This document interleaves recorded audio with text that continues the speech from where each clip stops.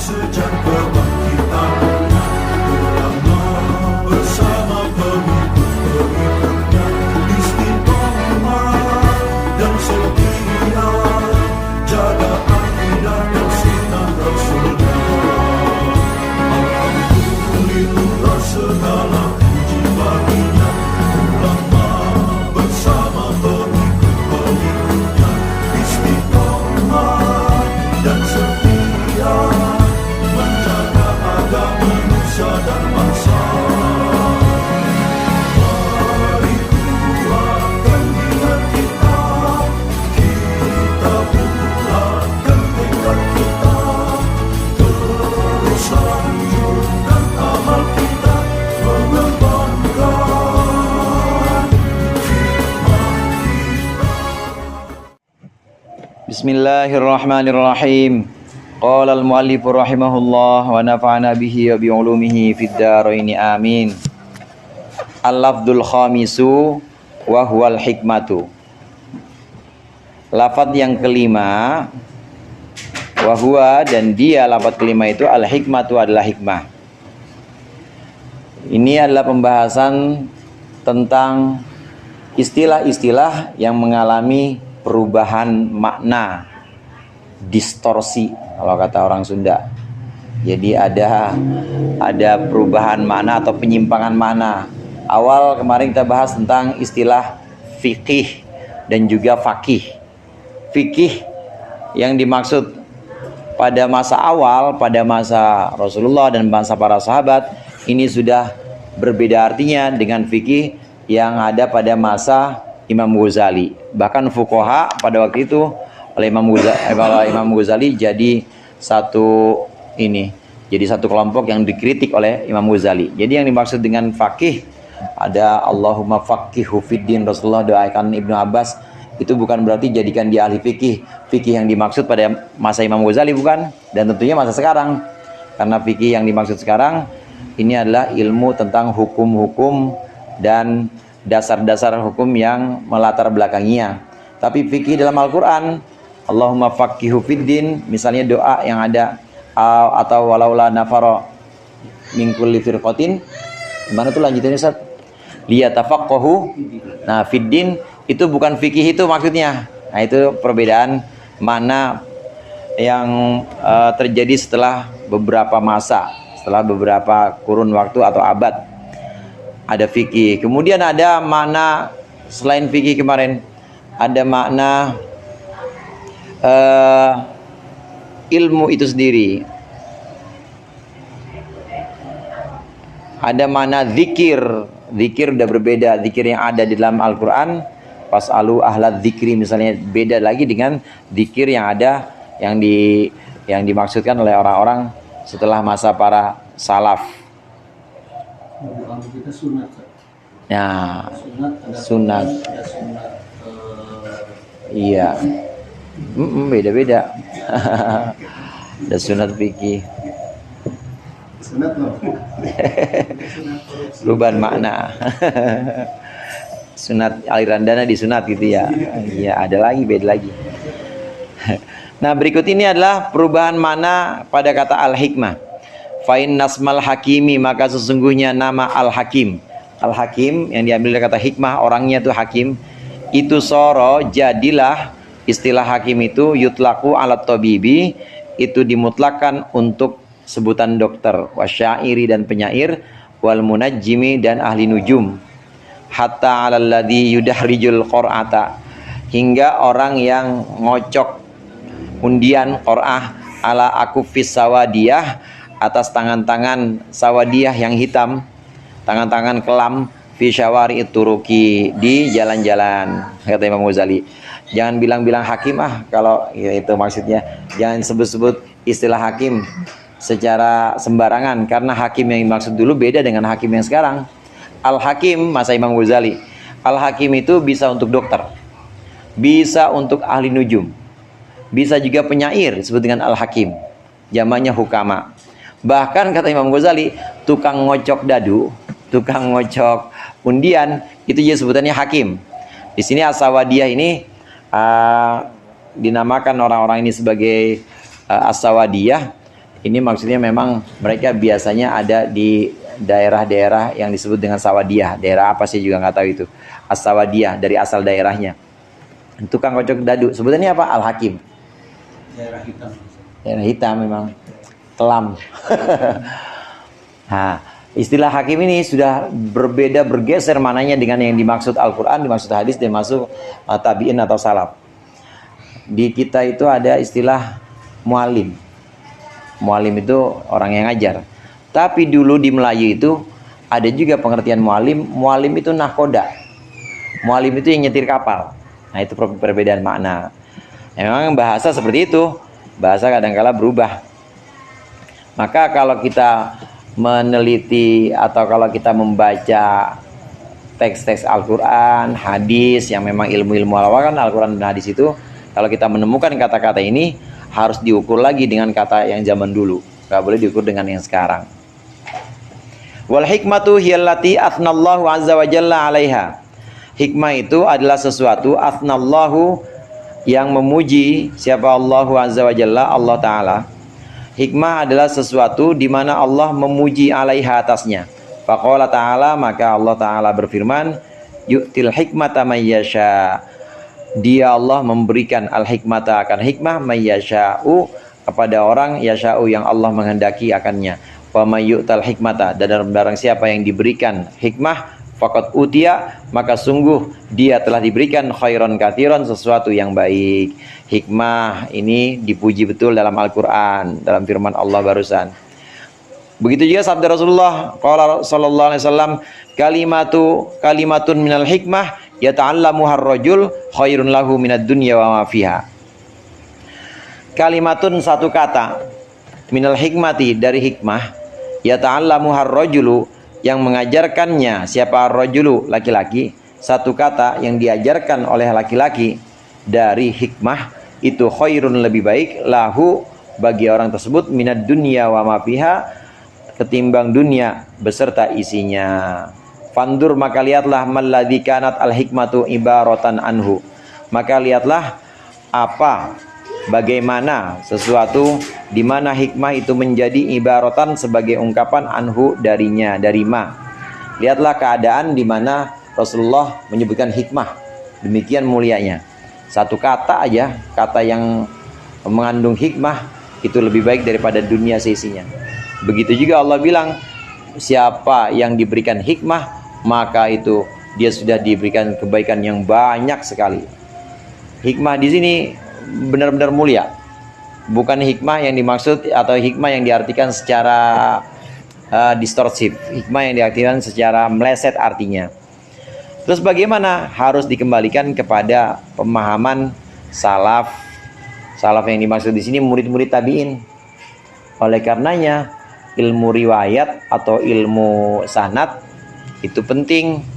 Artinya tidak bisa seorang asal ngomong, no hikmah yang dimaksud ya hikmah bangsa ahli hikmah, jadi nulis rajah atau wapak, terus bisa kebal misalnya, atau bisa ada di dua tempat, itulah yang dimaksud hikmah dalam Al-Quran. Nggak boleh gitu, kita nggak bisa.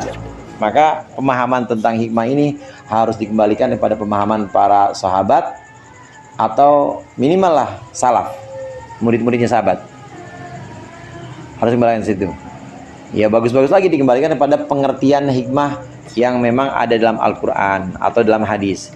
Gimana kita melacaknya? Ya melacaknya ngaji. Melacaknya kalau baca ada hikmah, ketemu kata hikmah di hadis, ya berarti baca hadisnya atau syarah hadisnya. Kalau dia ada di Sahih Bukhari, ya lihat syarahnya Bukhari. Ya boleh dari Fathul Bari, boleh dari Irsyadus Sari, pokoknya dari ulama-ulama. Kalau Fathul Bari kan yang terkenal Fathul Bari, itu Ibnu Hajar al-Asqalani. Itu pentingnya kita ngelihat pendapat ulama. Yang dimaksud hikmah oleh Rasulullah dalam hadis ini itu apa? Nah, kita lihat pendapat ulama, karena ulama akan mengembalikan itu ke pengertian asal yang dulu, yang dimaksud oleh para tabi'in, yang dimaksud oleh para salaf. Tapi dari sini, saudara, dari hikmah ini memang ada yang kita bisa ambil kesimpulan. Kalau disebutkan hikmah dalam Al-Quran, Hikmah dalam hadis ini adalah pengetahuan yang benar. Hikmah satu.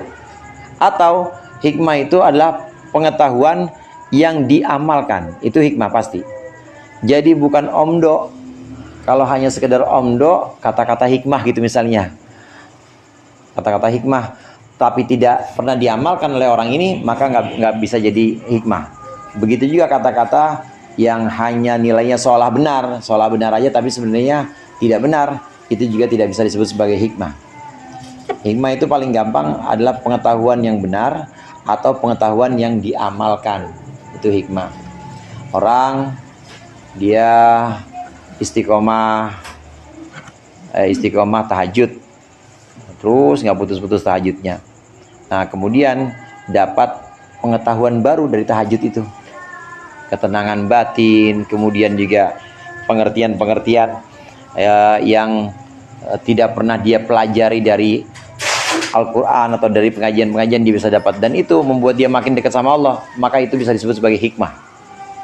Ilmu-ilmu seperti itu. Ilmu yang melahirkan sikap. Melahirkan sikap, memang betul, melahirkan sikap, diamalin. Nanti dari ilmu dan pengamalan itu biasanya Allah tambahin ilmunya lagi.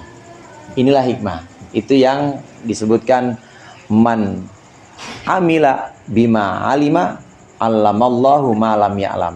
Siapa yang mengamalkan apa yang dia tahu, maka allamallahu ma lam ya'lam, akan Allah ajarkan apa yang dia nggak pernah tahu sebelumnya. Itu hikmah muncul dari situ. Harus pengamalan memang. Kalau dia hikmah itu kalau dalam apa pakai al-hikmah itu dolatul mu'min. Anda Ya. wajibku ahabku bila.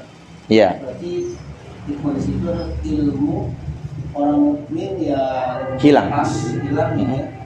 Kemudian sekarang ada di sebelah lain itu. Berarti orang mukmin lebih berhak ya. Ya, andai yang megang orang mumin itu cakep gitu. Betul. Karena boleh jadi Allah memberikan hikmah bukan kepada orang Islam, pada non muslim boleh jadi. Karena apa? Ya karena ketulusan dia. Karena ketulusan dia menghamba kepada Tuhannya, kemudian juga tidak ada kesombongan, Allah kasih hikmah tuh.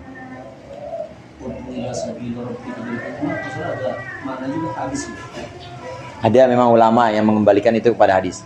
Kalau sudah dijelaskan oleh tafsir-tafsir yang mutabaroh ya, seperti Jalalain misalnya, atau tafsir Khazin atau tafsir Tobari, itu pasti udah diambil ke pendapat sahabat atau pendapat tabi'in minimal.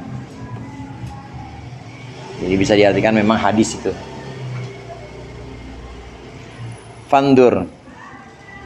Ya, lihatlah bagaimana kata hikmah itu kemudian menjadi ungkapan yang ada pada Al-Quran dan hadis. Wa ila madza nukila, dan kemana, kepada apa nukila, dinukil itu hikmah atau itu ma, istilah tadi. Waqis bihi baqiyatal alfaz, dan kiaskanlah olehmu bihi dengan ma baqiyatal alfadhi, akan sisanya lafaz-lafaz yang lain. Wahtariz anil iktirari, dan jagalah dari ketertipuan bitalbisati ulama isu, dengan talbisnya atau dengan kerancuannya ulama yang buruk, ulama su. Fa inna syarrahu, maka sesungguhnya keburukan ulama su ala dini, atas agama, itu a'dhamu, lebih besar, min syarri syayatin, daripada keburukan setan. Nah, sekarang tinggal dikiaskan istilah hikmah tadi saja, itu harus dirujuk lagi kepada pengertian awal dari mana menukilnya, dari Al-Quran. Maka harus lihat pendapat-pendapat sahabat. Yang paling banyak kalau Al-Quran ya Ibnu Abbas, paling awal itu, atau pendapat tabi'in ya, misalnya dari Mujahid, atau salaf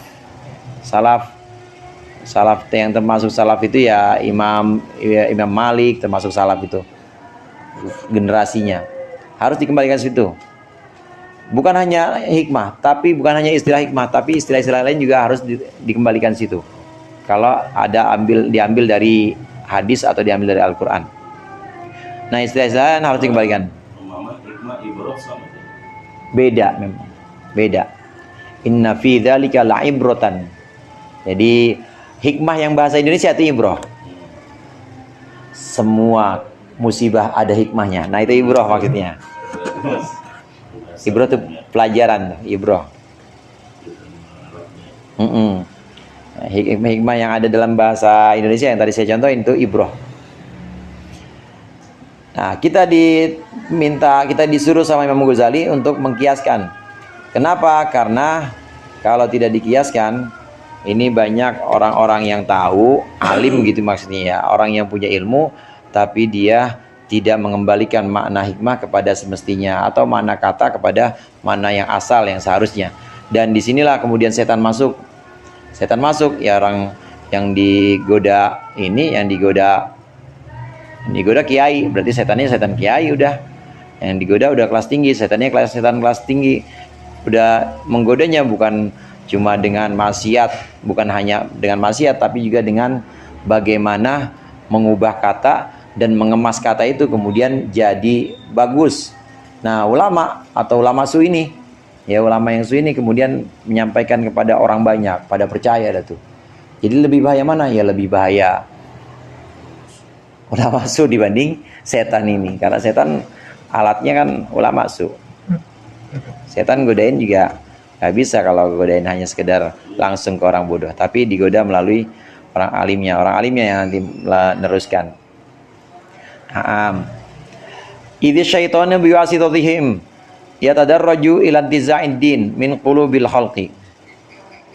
Karena setan biwasitatihim, dengan perantaraan mereka ulama su, yatadarraju ila intizai,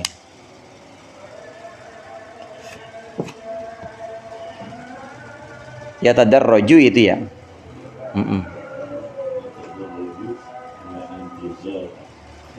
Ya, ilantiza'id din. Yatadarraju itu bertahap, setan ilantiza, darajat itu maksudnya bertahap. Ilantiza'id din, kepada mencabut agama, min qulubil khalqi, dari hati manusia. Khalqun kalau dalam pembahasan tasawuf itu biasanya diartikan manusia gitu aja, walaupun arti aslinya makhluk. Nah, setan justru dengan perantaraan ulama su ini mau mencabut agama dari hati manusia, jadi disimpangkan maknanya. Ini bahayanya kalau sudah ulama su digoda oleh setan.